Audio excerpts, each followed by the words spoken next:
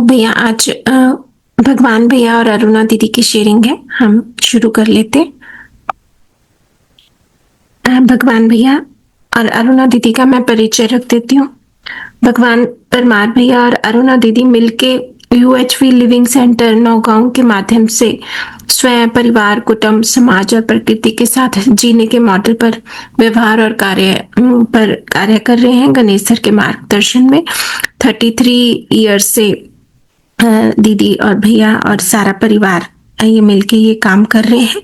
और सभी शेयरिंग में ही भैया ने, दीदी ने और एक्सटेंडेड फैमिली ने भी यहाँ पे शेयरिंग रखी है, इस बार भी रख रहे हैं।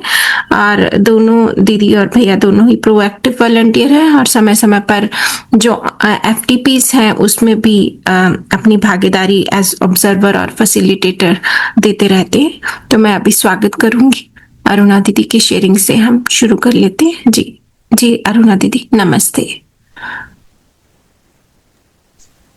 जी दीदी नमस्ते सभी को। मैं शुरू करूं अपनी शेयरिंग?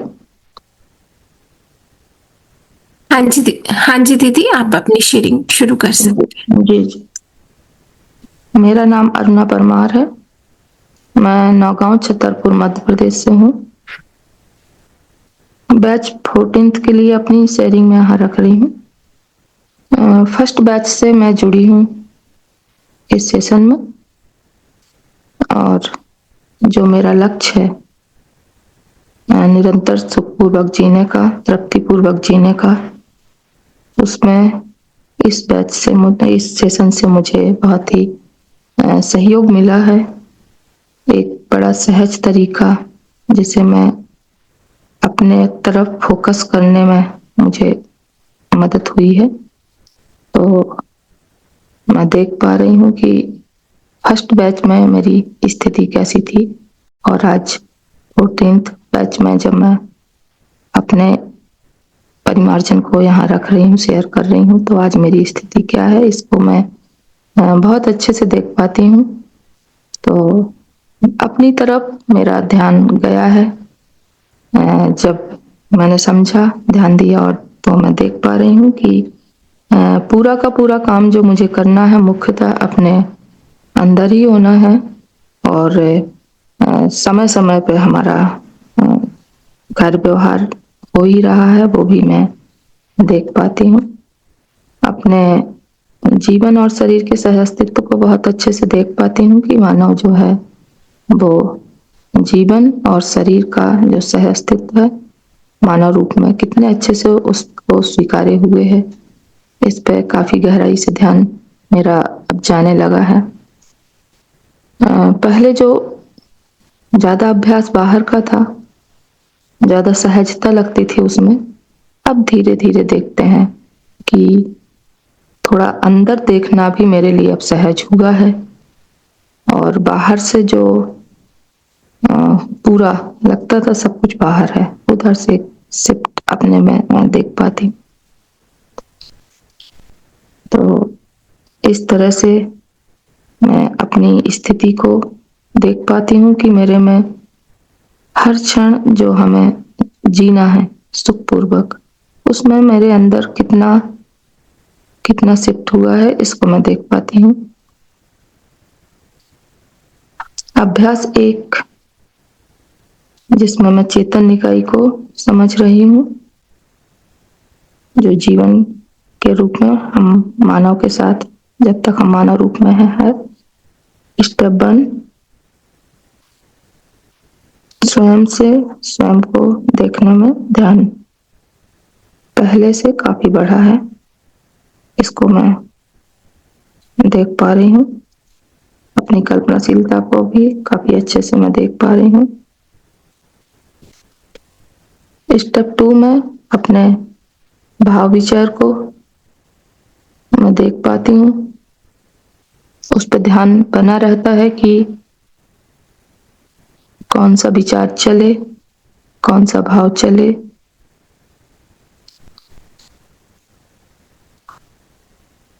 और ये काफी, जो पहले बाद में देख पाते थे या काफी देर में देख पाते थे, या देखने के बाद अभी मुझे लगता है जैसे विचार मेरे काफ़ी जो बहुत ज़्यादा थे, अनऑर्गनाइज़ थे, वो काफ़ी कम हुए हैं। ऐसा लगता है कि जैसे एक खालीपन-सा मुझे महसूस होता है। तो ज़्यादा विचार बहुत तीव्र गति से जो आते थे वो अभी देख रही हूँ मैं कि उनकी गति बहुत सामान्य सी हुई है, और जो एक थकावट अंदर मुझे महसूस होती थी कि मैं थक गई, काम ज़्यादा है या इस वजह से, तो ऐसा ध्यान जाने लगा है कि नहीं, ये विचार की थकावट थी, ये शरीर के श्रम की थकावट नहीं थी। इस पे भी थोड़ा ध्यान मेरा गया है। तो ये स्टेप 3 में मैं बहुत अच्छे से देख पाती हूँ अपनी सहजता को। मैं आराम में रहती हूँ, तो उसको भी मैं बहुत आसानी से देख पाती हूँ। बहुत आसान हुआ है अब मेरे लिए देखना कि मैं आराम में हूँ या मैं परेशान होने वाली हूँ या हो रही हूँ। इधर भी मेरा बड़ा गहराई से ध्यान गया है। तो जो चीज़ें पहले होने के बाद काफ़ी लंबे तक चलती थी या उसको हम देख नहीं पाते थे, परेशान हो जाते थे, परेशान कर देते थे बाहर लोगों को। परिवार में तो खास तौर पे हम सोचते हैं कि हम परिवार को हम संभाल रहे हैं, पर मैं परिवार को संभाल अब देख पाती हूँ मैं कि परिवार को परेशान भी मैं बहुत ज़्यादा कर लेती थी अपनी समझ के अभाव में। तो इधर अब बहुत अच्छे से ध्यान गया है, और मैं कह सकती हूँ कि मैं परिवार को अपने अब मैं संभालने की तरफ बढ़ रही हूँ धीरे-धीरे, अपने आप पे, अपने स्वत्व को संभालते हुए, समझते हुए, और परिवार की तरफ। तो ये मेरे लिए एक बहुत बड़ा खुशहाली का विषय है। तो इस तरह से 4 स्टेप में चौथा स्टेप जो है कि निर्णय तो मेरा ही है। तो इसको भी मैं बहुत अच्छे से देख पा रही हूँ कि हाँ, निर्णय मेरा है, और जो भी मैं सुखी-दुखी होती हूँ, दूसरों से शिकायत करती हूँ, तो निर्णय मेरा है। इस पे बहुत अच्छे से ध्यान गया। ध्यान के साथ-साथ ये सेट हो रहा है मेरे में कि मेरे सुख-दुख का कारण मेरे अंदर है, और मैं चाहूँ तो सुखी हूँ और मैं चाहूँ तो दुखी हूँ। तो फिर अपने आप ही एक प्रश्न उठता है कि मैं दुखी क्यों हूँ? दुःख जब मुझे चाहिए नहीं, सुख चाहिए, तो फिर मैं सुखी हूँ। मैं वैसा विचार चलाऊँ, ऐसा भाव चलाऊँ, हमारे संस्कार ऐसे हों, और वो जो सही समझ है, सहज स्वीकृति है, वहाँ तक एक ध्यान फैलने लगा है स्मृति में, ऐसा मैं अब देख पाती हूँ। सहजता को भी अपने देख पाती हूँ। तो ये स्टेप 4 में मैं शिकायत से मुक्त हुई हूँ। वातावरण से प्रभावित होती हूँ अभी भी, उसको भी देख पाती हूँ कि हाँ, जब इतना काम हुआ है तो धीरे-धीरे ये भी होगा, ये काम मुझे ही करना है। जहाँ-जहाँ भी अभी फँसावट दिखती है तो उधर भी लगता है कि मुझे काम करना है, थोड़ा और तेज काम करना है। एकदम आराम गति से काम नहीं चलेगा हमको, हमारी स्पीड भी थोड़ा बढ़ी है काम करने में, क्योंकि काम कुछ कम भी हुए हैं मेरे बाहर के। तो ये स्टेप 4, स्टेप 5 में मैं देख पाती हूँ कि सही समझ के साथ जब मैं निर्णय लेती हूँ, समझ का आधार क्या है, सही समझ या मान्यता। तो सही समझ पे ध्यान चला गया है, स्पष्टता बनी है कि सही समझ क्या है, और मान्यता जो है उनको भी देख पाती हूँ कि कितनी मान्यताएं सही हैं, कितनी हमारे जीने के अर्थ में सही नहीं है, और जो हम लिए हुए थे तो उनको ढोने का काम बंद हुआ है, उनको जांच परख करके, और फिर वो अपने आप में स्वतः ही उनमें मतलब जो मान्यता हमारे काम की है वो हमारे साथ है, और जो नहीं है वो अपने आप डाइल्यूट हो रही है, ऐसा मैं देख पा रही हूँ। उसमें बड़ी कठिनाई नहीं है, लेकिन जांचना मुझे ही है, ऐसा तो मुझे दिख गया। स्टेप 6 में मैं देख पाती हूँ कि मुझे मेरी सहज स्वीकृति क्या है, संबंध या विरोध, व्यवस्था या व्यवस्था, सह अस्तित्व या संघर्ष। तो 6B में मैं देख पाती हूँ कि मुझे संबंध ही स्वीकार है, विरोध नहीं। जब भी विरोध होता है तो हमें एक बेचैनी होती है, असहजता होती है, मैं परेशान होती हूँ। और वो विरोध हम ये भी देखते हैं कि अगर कभी हम विरोध चलाना भी चाहें तो वो चलता ही नहीं है लंबे समय तक, क्योंकि उसका अस्तित्व नहीं है। इधर भी मेरा ध्यान गया है, हमें संबंध में आना ही पड़ता है। तो मुझे संबंध ही स्वीकार है, विरोध अव्यवस्था, व्यवस्था स्वीकार है, अव्यवस्था तो इसको भी ऐसे ही मैं देखती हूँ कि व्यवस्था ही स्वीकार है, अव्यवस्था स्वीकार नहीं है। और अगर अव्यवस्था हो भी जाती है या हम जिसे व्यवस्था मान लेते हैं है वो अव्यवस्था, जो अस्तित्व में व्यवस्था है उसको समझ के जब हमारा जीना नहीं होता है तो जो व्यवस्था हम बना रहे हैं वो तो गिरती है। इधर भी ध्यान गया है कि वो गिरती है। मेरी भी बहुत सारी व्यवस्थाएं हम बनाने की कोशिश करते हैं अपने तरीके से कि इस तरह की व्यवस्था, एक डिजाइन होता है मेरे मन का, इस तरह की व्यवस्था हो, पर वो व्यवस्था टिकती नहीं है। तो इधर ध्यान गया है कि मुझे व्यवस्था पसंद है, मुझे व्यवस्था ही स्वीकार है और अव्यवस्था नहीं, और सह अस्तित्व ही स्वीकार है, संघर्ष नहीं। तो ये भी काफी अच्छे से मेरे स्मृति में, मेरे अंदर फैल रहा है कि सह अस्तित्व है ही। जिस तरह से जीवन और शरीर का सह अस्तित्व है, इसी तरह से सब पूरा पूरा एग्जिस्टेंस जो है वो को एग्जिस्टेंस है। इस पे ध्यान अब बहुत अच्छे से जा रहा है कि तो हमें संघर्ष यहाँ है नहीं, ऐसा भी अब दिखने लगा है मुझे अपने आप में। तो स्टेप 7 में मैं देख पाती हूँ कि मुझे संबंध, व्यवस्था और सह अस्तित्व को ही समझना है। ये मेरे लिए आवश्यक है और ये सहज भी है, ये कठिन नहीं, ये भी ध्यान मेरा गया है। तो स्टेप अभ्यास 1 यहाँ पे पूरा हुआ। अभ्यास 2 जिसमें हम शरीर को समझ रहे हैं, जो जड़ इकाई है।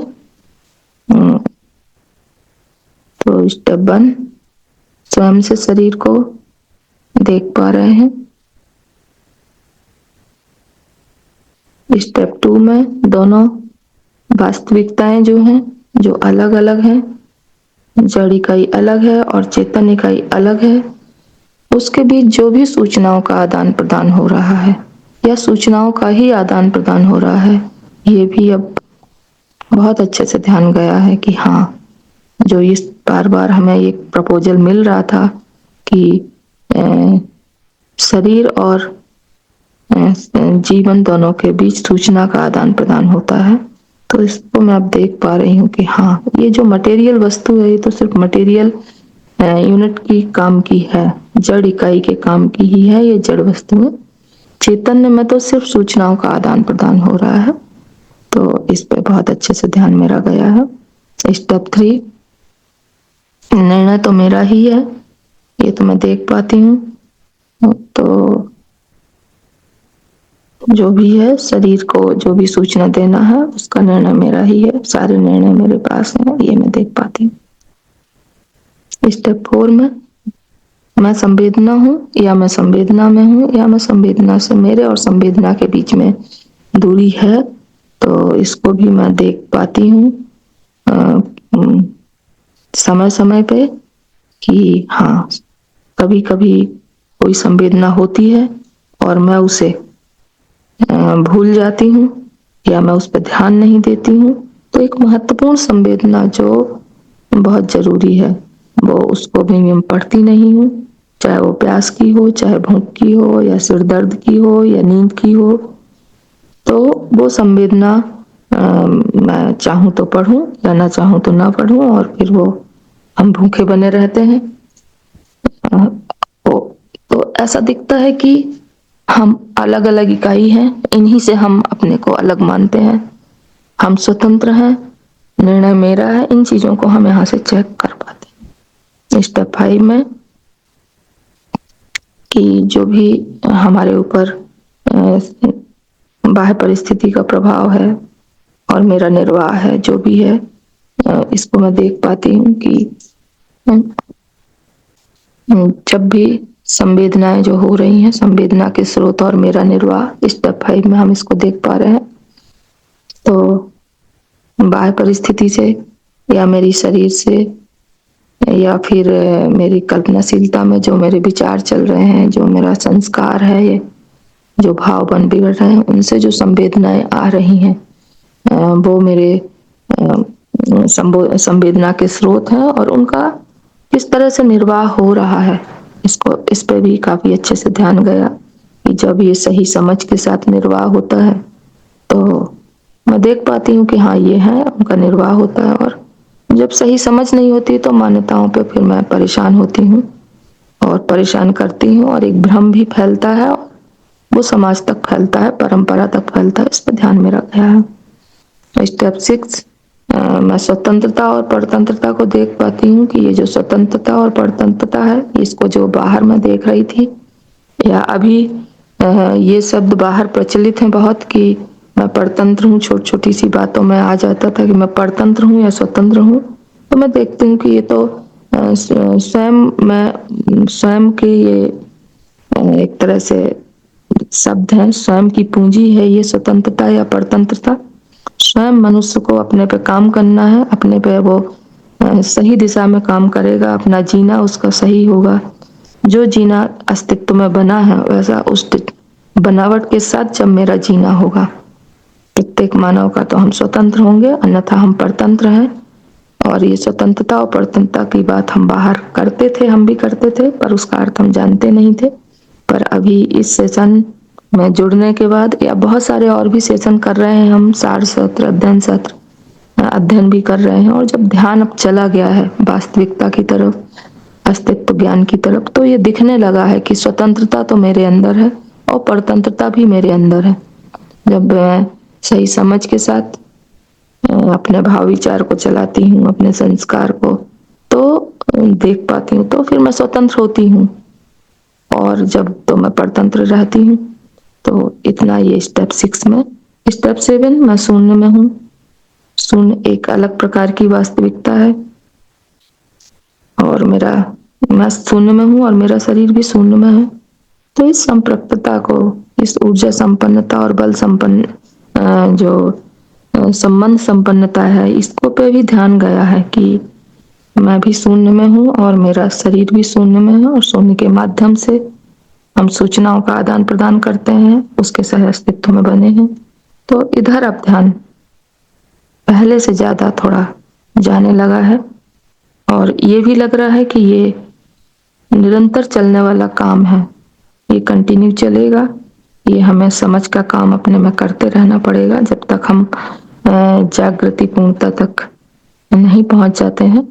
तो इस तरह से मेरे अभ्यास यहाँ पर पूरे हुए। उपलब्धि के रूप में मैं देखूं तो इस सत्र से मैं देख सकती हूँ कि मुझे मेरा ध्यान अपने में फोकस हुआ है। जो पहले हम काफी लंबे समय से समझने में लगे हैं, बहुत लंबा समय लगाया है मैंने, पर 2018 में पहली बार अभ्यास सत्र कानपुर संस्थान में आदरणीय गणेश सर के सानिध्य में किया था हम लोगों ने परिवार सहित। वहां से मुझे ये लगा कि ये बात तो अपने पे देखने की है, अन्यथा ये हमारा पूरा का पूरा बात जब हम समझते थे तो अस्तित्व सहज वास्तविकताओं पे या बाहर ज्यादा फैल जाता था। जो जीवन ज्ञान था उस पे हमारा फोकस पूरा बन नहीं पाता था कि पहले हमें जीवन ज्ञान को समझना है, फिर हमें अस्तित्व दर्शन और मानवीयतापूर्ण आचरण को हम देख पाएंगे। ऐसा तो मैं दूसरे के आचरण को ही देखने की तरफ ज्यादा जाती थी, दूसरे का सुधार करने पे। पर जब से मैंने मॉर्निंग सेशन से जुड़े हैं हम, और इसमें जो अभ्यास 1 और अभ्यास 2 है, ये मानव के लिए है, स्पष्ट हुआ मुझे, मेरे स्वयं के लिए है, और इससे मेरा फोकस मेरी तरफ गया, ये मैं बहुत अच्छे से देख पाई। और इसके साथ ही फिर जब मैं बाहर जाती हूँ तो मैं क्रमबद्ध तरीके से जो भी मुझे समझना है उसको मैं समझ पाती हूँ। तो ये मेरी सबसे बड़ी उपलब्धि यहाँ रही है मॉर्निंग सेशन से, और मैं इसे अभी लगातार करूँगी क्योंकि मुझे लगता है कि हर सेशन में मेरी जो परिमार्जन है मेरा वो बढ़ ही रहा है। तो इतनी मेरी शेयरिंग थी, मैं अपनी बात यहाँ पे समाप्त करती हूँ। सभी को धन्यवाद जी, नमस्ते। जी धन्यवाद अरुणा दीदी।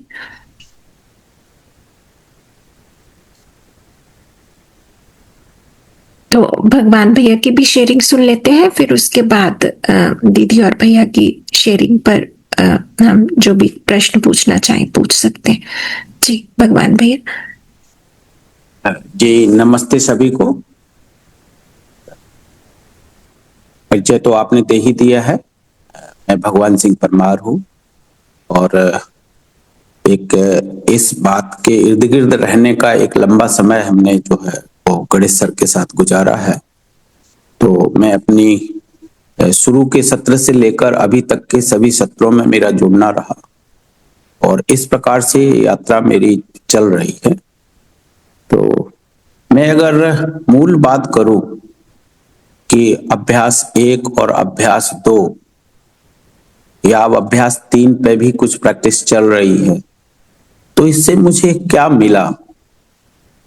तो सबसे बड़ी ये है कि जो मेरी इनर यात्रा है, पहले ज्यादातर जो मेरा स्वभाव था वो बाहर ही फैलने का था, बाहर कुछ अच्छा हो जाए।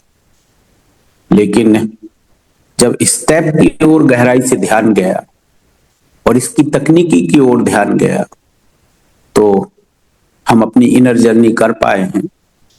और जैसे जैसे हमारी आंतरिक यात्रा प्रारंभ हुई या वो होती जा रही है, वैसे वैसे हम अपना फैलाव भी देख पा रहे हैं कि वो विरोध की जगह संबंध में बदला है, अव्यवस्था की जगह व्यवस्था में बदला है और संघर्ष की जगह अब हम सहअस्तित्व को भी एक झलक के रूप में देख पाते हैं।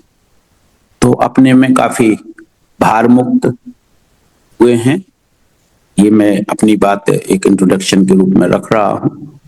और इन जो अभी हमने तकनीकी को ज्यादातर मटेरियल वर्ल्ड में देखा था, कॉन्शियस वर्ल्ड की तकनीकी जो अभ्यास के माध्यम से सर और आप सबके माध्यम से समाज के सामने लाई गई है, इससे मैं और लोगों को भी देख पा रहा हूं कि वो अपने को कहीं ना कहीं फोकस कर रहा है। अभी समाज में भी यही है कि हम ज्यादातर बाहर ही देखते हैं, लेकिन इस तकनीकी के माध्यम से हम अपनी आंतरिक यात्रा कर पा रहे हैं। मैं अगर अभ्यास की बात करूं तो अभ्यास 1 को जब मैं स्वयं की कल्पनाशीलता को देखने गया तो मैंने देखा कि मैं जो है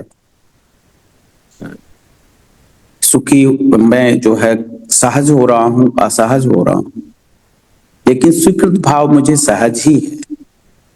और जब मैं सहज होता हूं तो मैं संगीत में होता हूं, व्यवस्था में होता हूं, और जब मैं असहज होता हूं तो मैं दुखी होता हूं।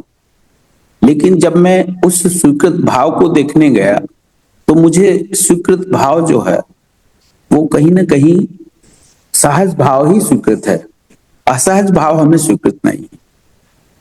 जब मैं और आगे बढ़ा कि इसका निर्णय कौन ले रहा है, जो हमारे अंदर सहज और असहज भाव चल रहे हैं, तो ये भी बड़ा गहरे से स्पष्ट हुआ कि इसका निर्णय तो मैं ही ले रहा हूं और 100% मैं ही ले रहा हूं।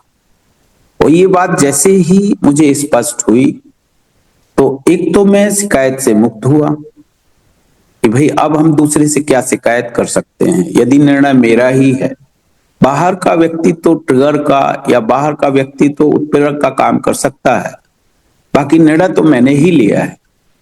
तो एक तो शिकायत से मुक्त हुआ और अपने प्रति जिम्मेदार भी हुआ और अपने परिमार्जन के लिए मैं एक संकल्प भी बना पाया। ये स्टेप 4 का सबसे बड़ा उपकार है कि मैं अपने पर काम करने का एक संकल्प बना पाया और अपना परिमार्जन काफी हद तक कर भी पाया। स्टेप 5 को मैं जब देखने गया तो इन भावों का जो आधार है वो क्या है, मेरी सहज स्वीकृति है या मान्यता है। तो मैंने देखा कि जब मेरा आधार शायद स्वीकृति होता है तो मैं अपने में सुखी होता हूं और अपनी स्थिति में बना रहता हूं। लेकिन जब मान्यता या बाहरी कोई घटना होती है तो फिर मान्यता और घटना पर निर्भर करेगा, मैं सुखी भी रह सकता हूं और दुखी भी रह सकता हूं। अगर मैं स्टेप 6 की बात करूं कि मुझे संबंध, व्यवस्था या सहअस्तित्व स्वीकृत है, स्वीकृत भाव है, या कि अव्यवस्था, या कि विरोध, अव्यवस्था और संघर्ष, तो इसमें भी मैंने जब अपने में जांचा तो मैंने पाया कि मुझे स्वीकृत भाव तो संबंध में रहना, व्यवस्था में रहना और सह अस्तित्व में रहना ही मुझे स्वीकृत है। अव्यवस्था, संघर्ष और इसमें रहना मेरा स्वीकृत भाव नहीं। तो मैं इसमें भी अपने पर बहुत गहरे से काम कर पाया। ये जो 3 शब्द हैं, इनने मेरी जिंदगी को बहुत तेजी से बदला। जो संबंध है, संबंध को जब मैं मानव मानव संबंध में देखने गया तो मैंने अपने को गहरे से देखा कि मेरे में कितना विरोध चल रहा था और वही विरोध कहीं ना कहीं समाज में विभिन्न तरीके से वो फैल रहा था। लेकिन जैसे ही सभी संबंधी हैं और मुझे संबंध में रहना स्वीकृत भाव है, तो ये जैसे जैसे गया तो मेरे में निर्विरोधता आना शुरू हुई और मैं जो है सभी को संबंधी के रूप में देख पाया। जैसे जैसे मैं संबंधी के रूप में देख पाया तो मैं ये भी देख पाया कि जहां मुझे किसी कारण से विरोध आता था, अब नहीं आता है। और उसका परिणाम ये हुआ कि धीरे धीरे लोग मुझे स्वीकृत करने लगे। जहां 3-3 पीढ़ियों से मेरे विवाद चल रहे थे, वहां भी मैंने देखा कि वो स्वीकृत करने लगे। और घर में, परिवार में, कुटुंब में उस निर्विरोधता से एकदम से चारों तरफ एक अच्छा वातावरण बनने लगा। और अब उस वातावरण का, उस चारों तरफ के परिवेश का मैं अपने में एक सुखद उसका कहेंगे टेस्ट भी ले पा रहा हूं। अभी अनुभूति शब्द तो नहीं कहूंगा क्योंकि बहुत काम शेष है, लेकिन मैं उसका स्वाद ले पा रहा हूं। तो संबंध को बहुत गहरे से अभी भी मैं समझने में लगा हूं। स्वयं का स्वयं से संबंध, स्वयं का शरीर से संबंध, स्वयं का परिवार से संबंध, स्वयं का समाज से संबंध और प्रकृति में पूरकता के रूप में संबंध। तो इस सबको मैं संबंध को देख पा रहा हूं। जहां बात मैं व्यवस्था की करूं तो अभी मैं व्यवस्था की परिभाषा ही ठीक से परिभाषित नहीं कर पाता था और बहुत अपने द्वारा बनाई गई कुछ व्यवस्था को ही व्यवस्था समझता था। लेकिन जैसे जैसे मैं सृष्टि की व्यवस्था को देख पाया तो ये मुझे स्पष्ट हुआ कि व्यवस्था तो बनी ही है, मुझे समझने का मेरा जो पार्ट खाली है उसे समझना है। और जैसे जैसे मैंने सृष्टि की व्यवस्था को समझने का प्रयास किया कि मैं अब उसके साथ अपने को जोड़ पाया और सृष्टि को भी मैं बहुत सूक्ष्मता के साथ में अपने को देख पाया। वहां अपने को चैतन्य को देख पाया, मैं स्वयं को देख पाया कि कितनी बड़ी व्यवस्था है और कैसे ये व्यवस्था बन रही है। यहां तक कि उसके कण कण पर भी ध्यान जाना शुरू हुआ। परमाणु किस प्रकार से भागीदारी कर रहे हैं और परमाणु, भौतिक परमाणु, रासायनिक परमाणु, जीवन परमाणु, इन सबको भी मैं अलग अलग करके देख पाया और किस प्रकार से छोटी रचनाएं, बड़ी रचनाएं बन रही हैं। मतलब कहीं ना कहीं कण कण की ओर भी मेरा ध्यान गया है। तो व्यवस्था को देख पाया। सह अस्तित्व की ओर भी बात करूं तो सह अस्तित्व को भी मैं देख पाया कि किस प्रकार से मैं स्पेस में चैतन्य के रूप में बना हूं और जो एक मैं जो चैतन्य हूं तो किस प्रकार से मैं मध्यस्थ क्रिया, एक तरफ मध्यस्थ सत्ता को, एक तरफ मध्यस्थ क्रिया को, एक तरफ मध्यस्थ जीवन को और फिर मध्यस्थ गति को भी मैं देख पाने की ओर बढ़ रहा हूं। तो यहाँ मैंने जैसे जैसे संबंध व्यवस्था और सह अस्तित्व की बात रखी, अब वैसे वैसे इसके प्रति और भी मेरी निष्ठा बनी है कि इन 3 शब्दों को और भी मैं गहराई से समझता जाऊंगा। तो ये अभ्यास 1 में मैंने अपने को उससे जोड़ पाया है। अब अभ्यास 2 की मैं अगर बात करूं तो मैं ये देख पा रहा हूं कि मतलब चैतन्य और शरीर 2 के बीच जो आदान प्रदान हो रहा है, उस आदान प्रदान को देख पा रहा हूं, दोनों को अलग अलग करके देख पा रहा हूं। तो स्टेप 1 में मैंने ये देखा कि दोनों अलग अलग वास्तविकताएं हैं, जीवन अलग है, चेतन अलग है, इसको मैं साफ साफ देख पाया। स्टेप 2 में मैं देख पाया कि संवेदनाओं के माध्यम से आदान प्रदान हो रहा है और इनकी दूरी को भी मैं देख पाया कि शरीर अलग है और जीवन अलग है, इसकी दूरी, और संवेदनाओं के माध्यम से संवेदनाएं भी अलग हैं, इन तीनों को अलग अलग करके देख पाया। और संवेदनाओं के माध्यम से आदान प्रदान हो रहा है और निर्णय जीवन में हो रहा है। जीवन जैसा संकेत करता है शरीर को, शरीर वैसी क्रियाएं करता है। तो इन सबको भी मैं साफ साफ देख पाया। अगर मैं स्टेप 5 की बात करूं तो वहां मैं स्वतंत्रता और परतंत्रता को देख पाया, बाह्य परिस्थितियों का प्रभाव और मेरा निर्वाह। तो मैं ये देख पाया कि बाहर से कोई सूचना आती है, उसे मैं अर्थ क्या देता हूं, और ये अर्थ देने का या तो ये है कि मैं कोई भी मान्यता आधारित सूचना से अगर अर्थ दे रहा हूं तो मैं परतंत्र होता हूं, और अगर मैं समझ के आधार पर या अपनी सहज स्वीकृति के आधार पर निर्णय लेता हूं तो मैं स्वतंत्र होता हूं। तो यहां पर जैसे जैसे मैंने अपने पर काम किया कि बाहर से किसी भी प्रकार का रिएक्शन आए, मैं चाहूं तो उसे फॉर्मुलेट कर सकता हूं। तो अब मैं इसे मानव व्यवहार में साफ साफ देख पा रहा हूं कि अगर कोई चीख कर चिल्ला कर के भी कोई बात रख रहा है तो मैं उसके मूल भाव को पकड़ पाता हूं कि वो क्या कहना चाहता है।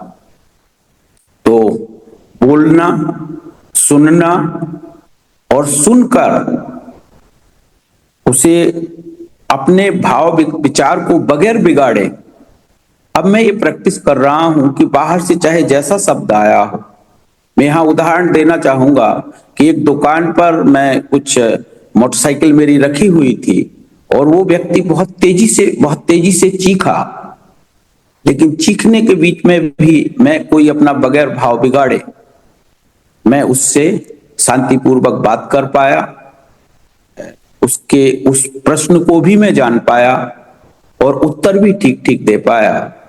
तो जो व्यक्ति कल उस समय चीख रहा था, वही व्यक्ति मुझे चाय के लिए पूछने लगा कि भाई साहब बगैर चाय के आप नहीं जाएंगे। तो मैं ये देख पाता हूं कि अगर बाहर से आई हुई किसी भी सूचना को अगर मैं सही अर्थ दे पाता हूं, ये कुशलता मैं अपने में विकसित कर पाता हूं, तो मैं बहुत से लड़ाई झगड़ों से अपने को बचा पाता हूं और मैं ठीक ठीक चल पाता हूं। तो ये कुशलता मुझ में काफी हद तक विकसित हुई है और इससे अब मानव समाज में मैं और लोगों के निर्णय भी स्वयं अपनी स्थिति में रहते हुए कर पाता हूं। तो मैं ये स्टेप 5 की बात कर रहा था। स्टेप 6 में मैं देखता हूं कि मैं जिम्मेदारी पूर्वक प्रस्तुत होता हूं, मतलब रिएक्शन और रिस्पॉन्स। तो इसको ज्यादातर मैंने अभी बात रखा भी है। तो जब मैं जिम्मेदारी पूर्वक प्रस्तुत होता हूं तो मैं सहज होता हूं, और जब मैं मान्यता आधारित प्रस्तुत होता हूं तो मैं असहज होता हूं। इन सब चीजों को, इन सब स्टेप को मैं गहराई से देख पा रहा हूं। अगर मैं स्टेप 7 की बात करूं तो मैं भी स्पेस में हूं, शरीर भी मेरा स्पेस में है, और स्पेस में रहते हुए मैं अपना सारा समय समय पर कार्य व्यवहार कर रहा हूं। स्पेस में हूं मैं, तो स्पेस में जैसे मैं अपने को देखने गया तो मुझे लगा कि मैं स्वयं में बल संपन्न हूँ, ऊर्जा संपन्न हूँ, भागीदारी संपन्नता लिए हूँ, ज्ञान संपन्नता भी लिए हूं मैं। मुझे अभी भले वो चीज समझ में ना आई, तो ये सब जैसे जैसे मुझ में संपन्नता दिख रही है, मैं अब जो अभी रुचिमूलक आस्वादन या नीचे की जो क्रियाओं में था, मैं अब ऊपर की ओर जाने की योग्यता अपने में विकसित कर पा रहा हूं। और मेरी योग्यता अब काफी हद तक इस रूप में विकसित हो रही है कि जो अभी मैं इंद्रिय सापेक्ष सुख खोजता था, वो अब ज्ञान सापेक्ष की ओर बढ़ने लगा। इसका जो भी मेरे में अभी काम हुआ है, अगर मैं उसके फैलाव को देखने जाऊं तो मैं ये देख पा रहा हूं कि अब मैं अपने परिवार में पहले की अपेक्षा बहुत अच्छा व्यवहार कर पा रहा हूं और उससे परिवार में संवाद की प्रक्रिया का जन्म हुआ है। अगर पुरानी बात को देखूं तो मैं और अरुणा जी भी अधिकांश समय संवाद से शुरू करते थे लेकिन विवाद में चले जाते थे। अब हम संवाद से संवाद में रह पाते हैं और प्रयोजन के अर्थ में काफी हद तक चर्चा कर पाते हैं। अभी भी कभी कभी भाव विचार बिगड़ते हैं, लेकिन तुरंत उस पर ध्यान जाने लगा है कि कहीं हम दृष्टा पद से नीचे आए। तो इस प्रकार से संवाद की प्रक्रिया का जन्म परिवार में हुआ है। जैसे जैसे परिवार में संवाद की प्रक्रिया का जन्म हुआ, वैसे वैसे ये और परिवारों में भी फैला। तो चाहे अरुणा जी का परिवार हो, चाहे मेरा परिवार हो, अब उन परिवारों में भी हम एक बेहतर वातावरण, सहज वातावरण, यूएचबी के इस विषय को फैलाने में अपनी योग्यता को देख पा रहे हैं। तो ये लगातार फैल रही है और इससे लगभग 40 से ज्यादा परिवार जो है इस विषय को गहरे से समझने के काम में जुड़ रहे हैं। कई ऐसे परिवार भी निकल के आए हैं जिनमें बड़े डिस्प्यूट थे, पति पत्नी रिश्तों में खटान था। अभी अगर मैं दशरथ प्रजापति जी की बात करूं तो 7 साल से जो कोर्ट में पेंडिंग केस था, जिसको पुलिस से लेके और जज से लेके सभी ने सुलझाने का प्रयास किया, लेकिन वो सुलझाने में कहीं सफल नहीं हुए। वहीं हम लोगों की परिवार सभा के माध्यम से वह केस सुलझ गया। इसमें हमारे गोवर्धन प्रजापति जी की भी भूमिका महत्वपूर्ण रही। तो इस प्रकार से अब जिन परिवारों को हम लोगों ने इस विषय से जोड़ा, वो भी इस बात को फैलाने में कई विषयों को अपने कई विषयों पे वो भी काम कर पा रहे हैं। मतलब एक से अनेक का जो बात शब्द है, वो कहीं ना कहीं अब शब्द नहीं रह गया, बल्कि उसका परिणाम दिखने लगा। तो कई परिवारों में इस विषय को हम सूचना के रूप में भेज पाए हैं। उनने कुछ क्रियाएं भी की हैं, उस क्रिया के अच्छे परिणाम भी आए हैं। चाहे हमने जेल में शिविर लगाया हो, चाहे स्कूल कॉलेज में हमने बात को रखा हो, हर जगह से सुखद परिणाम देखने को मिल रहे हैं। अभी यहाँ पर हमने एक पुलिस डिपार्टमेंट के डीजीपी साहब के साथ कार्यक्रम रखा था, तो इस संदेश को हम करीब 500 परिवारों में भेज पाने में सक्षम हुए हैं और धीरे धीरे इस विषय को और लोगों में भी ले जा रहे हैं। किसानों में भी मूल्य का ये विषय कैसे जाए और एक आवर्तनशील खेती के स्वरूप के रूप में हम किसे देख पाए, इस तरफ भी हम फैले हैं। तो इस प्रकार से अगर सारी बात को हम सिस्टमेटिक करें तो हम देख पाते हैं कि जैसे जैसे हम में सहजता आती है, जैसे जैसे हम में निर्विरोधता आती है, उस निर्विरोधता से लोग अपने आप जुड़ते हैं। पहले जोड़ने का भाव प्रयास ज्यादा था, अब स्वयं पर काम करने का जैसे जैसे हमारा प्रयास बढ़ा है, हम देखते हैं कि लोग तो जुड़ना ही चाहते हैं। तो एक सुखद वातावरण जिसे कहेंगे, भले उसका अभी इंट्रोडक्टरी एक परिणाम निकला हो, लेकिन नौगांव में यूएचबी लिविंग सेंटर के माध्यम से एक सुखद परिणाम कुछ लोगों में गया है और आज हम उसका अपने में स्वयं के शुभ से सर्व शुभ की ओर बढ़ने का जो रास्ता है उसका परिणाम फैलते हुए देख पा रहे हैं। तो ये और फैले और सभी का सहयोग मिले, ऐसी हमारी कामना है। इस सारे विषय के पीछे गणेश सर का बहुत गहरा योगदान पारिवारिक रूप से लगा है।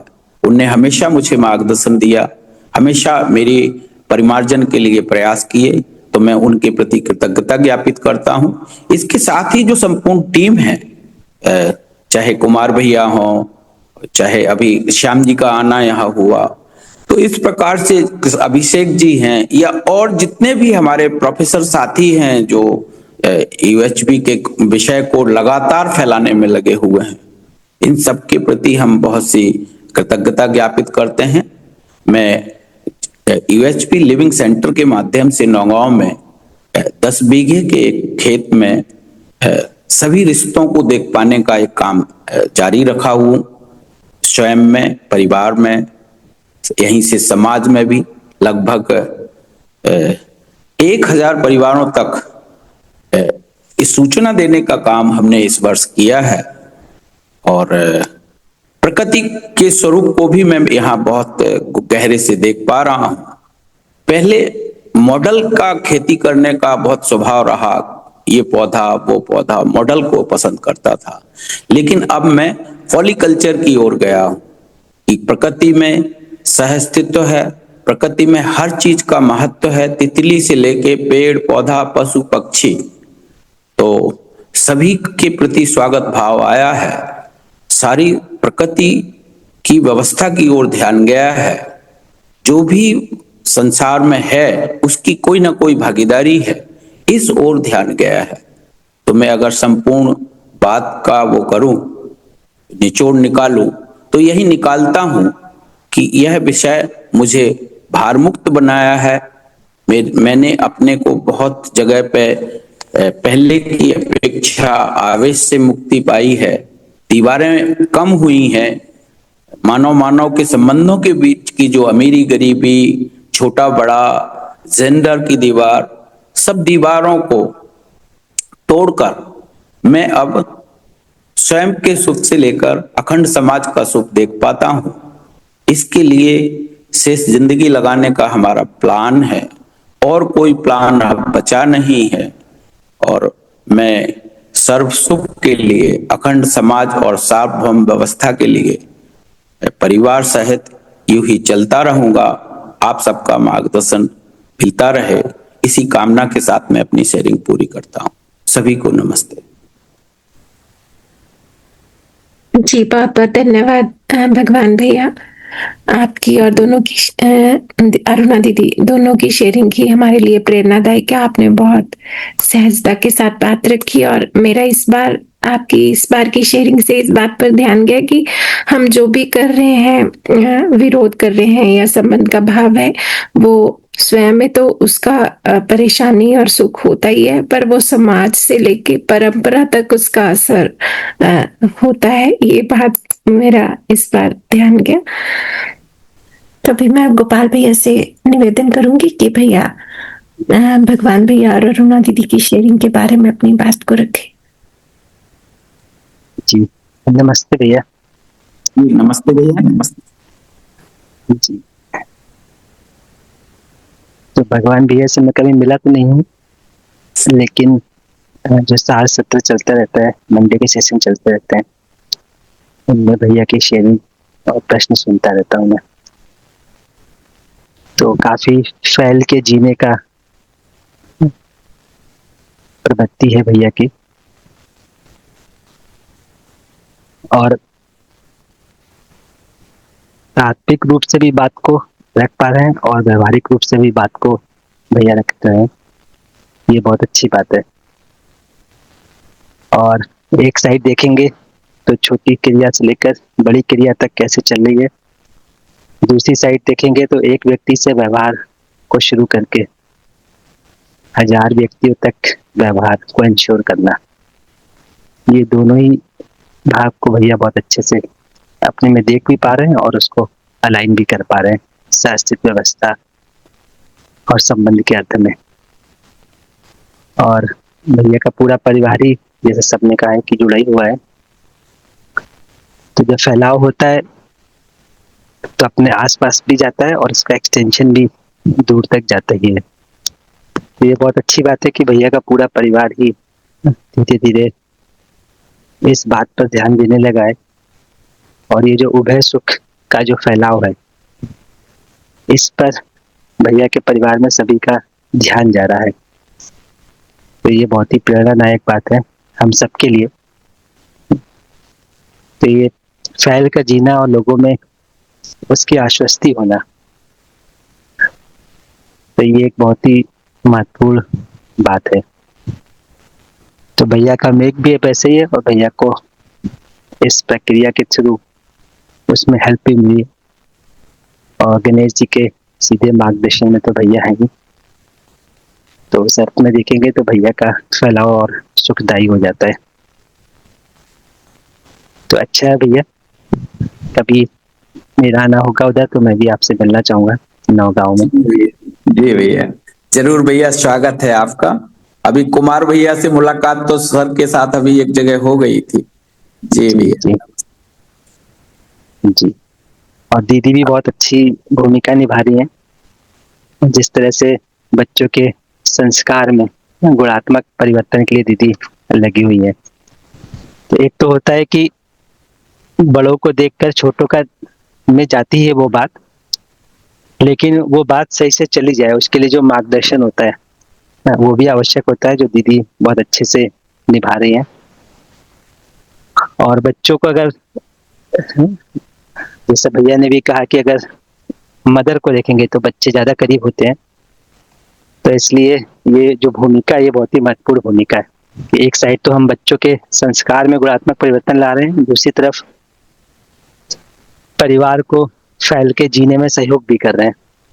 तो ये दोनों साइड ही गति जो हो रही है ये बहुत ही सुखदायी है और जरूर ये फैलेगा भैया के आसपास की जगह पर।